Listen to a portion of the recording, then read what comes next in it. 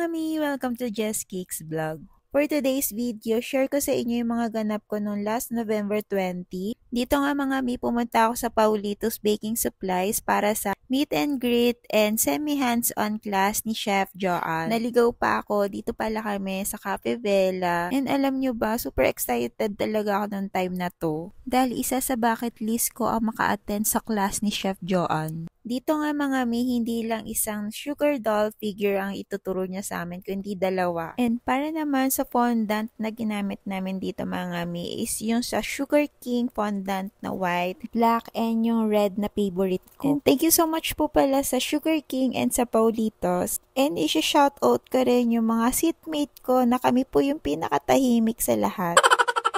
Hello Ate Iris, Ate Mina, and Cassie. Isa talaga sa kagandahan pag nag-a-attend ka ng mga workshop or mga demos, hindi ka lang natututo, nagkakaroon ka rin at nakakamit ka rin ng mga bagong kaibigan na parehas mo na home baker din. Yung same kayo ng passion and at the same time, nag-enjoy kayo sa mga bagong learnings na matututunan nyo sa mga demos na katulad nito. And dito nga, masasabi ko mga mi, talaga nag-enjoy ako sa workshop ni Chef Joanne.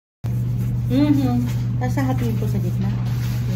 Pag ganun pong hatin. Ayun na, meron na talaga. Gitna lang. Dito talaga mga mi, nagsiseryoso ako kasi talagang gusto ko talaga siyang magawa. Isa rin talaga sa mga gusto kong gawin tong mga sugar figure na katulad na to. Pero nasabi ko nga sa inyo mga mi, kami ngayon pinakatahimik sa lahat. Mukha lang talaga mga seryoso yung mukha namin dyan kasi talaga nakatuto kami sa mga bawat details na nilalagay namin sa mga sugar figure na ginagawa namin. Pero nag-e-enjoy talaga kami dyan sa table namin na yan kasi kami yung pinakamaingay. Bali nga kasama sa package namin yung pinaka-meal namin. Bali itong coffee na to sa Cafe Bella to, bumili lang ako ng coffee kasi kailangan ko talaga ng coffee kasi hindi ako nakatulog. Pero mga hindi talaga ako inantok sa class na to kasi super talaga nag-enjoy at sulit yung mga natutunan namin. Kaya pa kaya? Seryoso yan, seryoso. Sana kayanin pa namin na dumami yan. Kaya yan! Sa time na to, mga nakakangiti pa kami kasi yung unang ginawa namin is yung body ng mga sugar doll na ginagawa namin.